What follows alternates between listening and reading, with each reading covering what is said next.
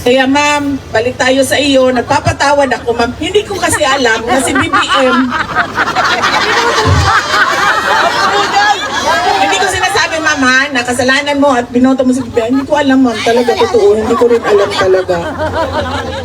Na, ang akala ko kasi, ang buong akala ko ma'am, dahil, syempre di ba, we had that dark past in our country. And the principal figure of that was Marcos Sr. So I was thinking that he would want a legacy that is better than what we had before. But you know, may I just say, kagwapo ang skin ang bugnaw ha. Maganda ng kutis ang malamig na klima. Na, alam mo ma'am, noong isang araw naglalakad ako, sobrang lamig niya, di ba? Gumaganda yung kutis mo kasi nagsasarado yung pores mo. Tapos naisip ko, sana ganito sa Pilipinas, no? Malamig sa mukha, malamig sa leeg, pero hindi malamig sa likod, hindi malamig sa lower back, hindi malamig sa tuhod. Di ba ma'am? Dito lang yung lamig ba? Sa Pilipinas, dyan lang. Pag naglalakad ka, pero dito sa baba, kung saan masakit, pag malamig, wala. Para maganda ang kutis lagi ng Pilipina. Hindi yung konting ano lang, konting init lang, meron na kaagad breakout, meron na kaagad. Pwede ma'am. Pwede ang bugnaw diri lang. Yung malamig dito lang. Dito, dyan, malamig. Pero dito sa baba, wala nang lamig. Kasi ma'am, sa totoo lang ma'am, gusto ko na talaga pag-jacket. Jacket ako! Pero dahil nagtatrabaho ako ma'am, kailangan ko mag-uniform. Asan? Go!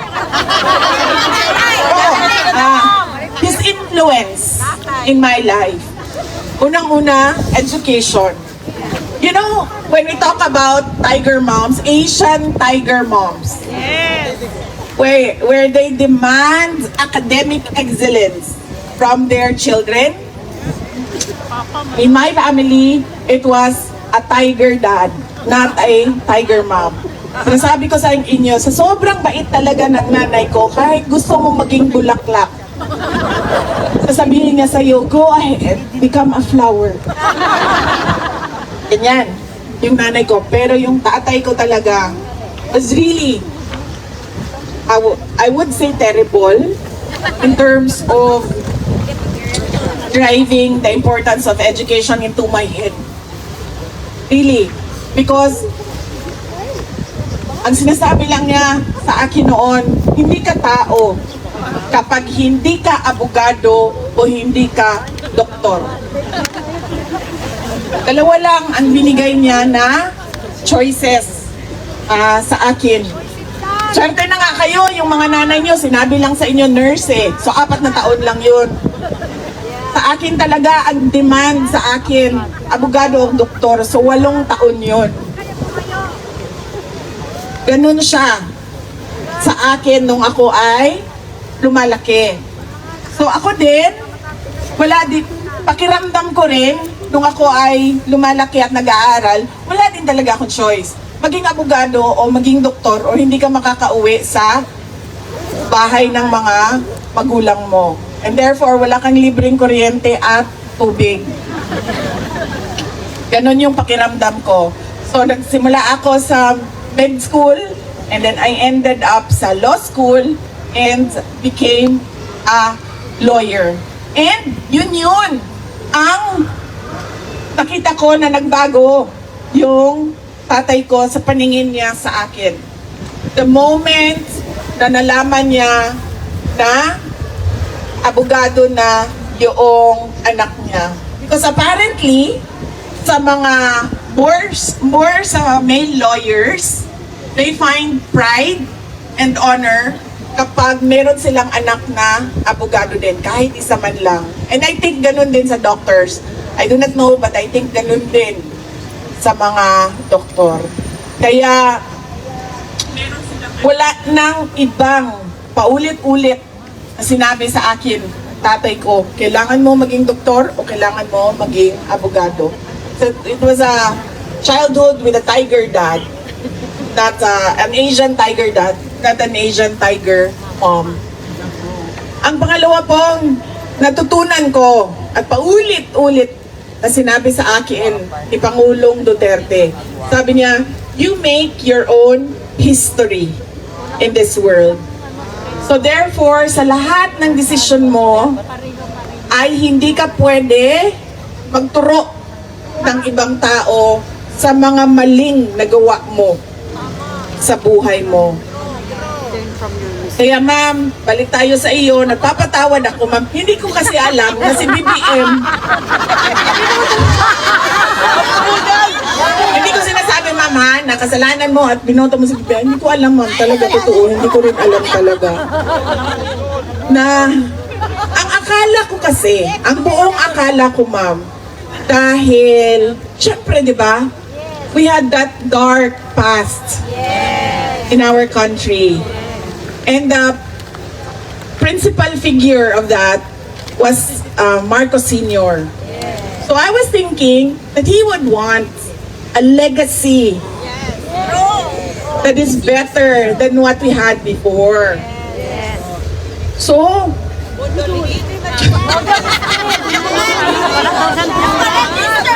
unfortunately, I did not vet properly my running mate, ma'am. But you know, Bawitas 2018, ay 28. I'm sure you have doubts about the Marcos already. But you know, ma'am, Senator Amy Marcos is a different individual altogether. And she was the one who was my friend, who is my friend since 2012. BBM I met in 2015. Election. Sorry, before the 2020. Yes, ma'am, 2020. BBM I met in 2020 when they visited Davao City. So, yes. He's using you in life. And as PRD said, you make your own history in this world, and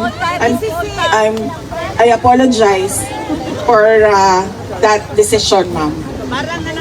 To run with Bongbong Marcos. Asa man taga-secure din eh? No, ma'am, wala di mo angkon mo.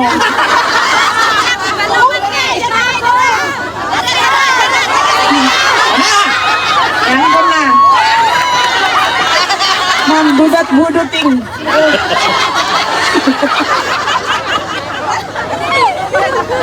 So that was the second influence.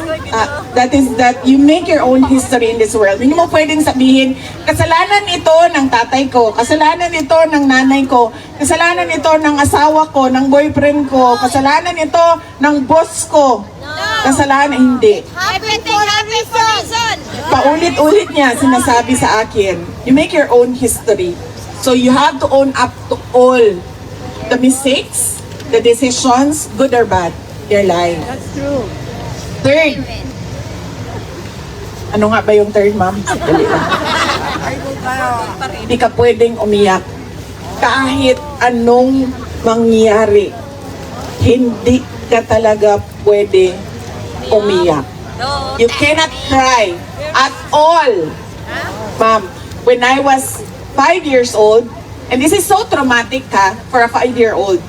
In fact, 5 years old, you don't have memories, di ba? When you were 5 years old. But ako, ma'am, I do. So, nakatira kami sa GSIS, sa Davao City. Natutulog kami sa kasi maliliit pa kami ng kuya ko, natutulog kami lahat sa isang kwarto. So, ang katabi ni, dalawang kama yan, ganyan. Ang katabi ni Manong, si Mama. Wala pa si Baste noon, ma'am, kasi GSIS pa ito. So this was in the 1980s. early 1980s. Tapos, ako and then si PRD. And then, you know, ang bata ba, hindi mo alam kung ano, hindi ko na maalala kung ano yung reklamo ko at ano yung sa tuwa kong sapot, di na ako makahinumdum. Pero, nabuisit siya sa akin, umiiyak ako, sabi niya, huwag kang umiyak. Sabi niya, tas, di ba, I mean, sinusubukan natin huwag umiyak, di ba? Pero nandiyan pa rin yung, and then even sobbing is not allowed. Tough love. Oh, really tough love. But it helped me. It helped me become a better person. Strong. So you cannot sob. No sound at all. So you can cry, but only tears. But you cannot show the tears. You cannot sob. No, not allowed. So I was like, bako. And then he said, oh, I've had enough of this. You go out, you stay in the living room, and you sleep in the living room. So I was 5 years old, and then hanggang ngayon takot man ako sa cockroach. No? And I think kasalanan ito ng tatay ko ba? Takot ako sa cockroach. You know that flying cockroach? Huwag yung mga maliliit na cockroach na yung mga lumilipad, yung pag tiningnan mo siya, pupunta siya sa iyo. Yung mga ganyan na cockroach. And then, sent me out into the living room to sleep in the living room, and then he locked the bedroom door. Oh no. So they can sleep peacefully, and then I can cry freely outside. With a cockroach. Oh. And then when you're 5 years old, your imagination runs wild. It was dark. I cannot reach the light switch. So it was dark, and the only light is from the outside ba, the street light. And then I can remember, ang imagination ko, ang sobrang laki na daw ng mga cockroach. Mga ganyan na, yung imagination mo. Tapos habang natutulog ka, nagapang sila lahat sa iyo. Mga ganyan. So, ganun siya. Hindi ka pwedeng umiyak at hindi mo pwedeng ipakita ang iyong mga luha. Noong isang beses, magkasama kami ni Kitty na bumisita sa loob ng detention unit. And then sinabi ko sa kanila, kay Hanilat at kay Kitty, huwag kayo umiyak ha, kasi ayaw niya. Sinabi niya sa akin, kasi nung unang mga araw na nandun siya, ako lang yung bumibisita. Paulit-ulit niya sinabi sa akin, ayoko bumisita sila kasi alam ko mag-iiyakan. Sabi ko, ako nang bahala, sabihan ko sila. And then this Kitty, hindi niya napigilan isang beses, hindi niya napigilan talaga. She started, pero nandun siya sa likod ni PRD. And apparently, narinig ni PRD. Kasi sinabihan siya, you know what, your tears don't help. So sabi ko din sa kanya, oh, you're not to cry. So, ganon. Hindi ka pwedeng umiyak. Make your own history in this world. And the importance of education in the lives of our children and grandchildren and great-grandchildren. Because that will really influence change in our country. And so my next, okay pa ba kayo? Yes! Okay na po, ma'am?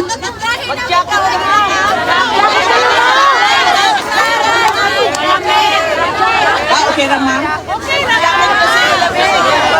Okay na, ma'am, pero tulo na si Pun, ma'am.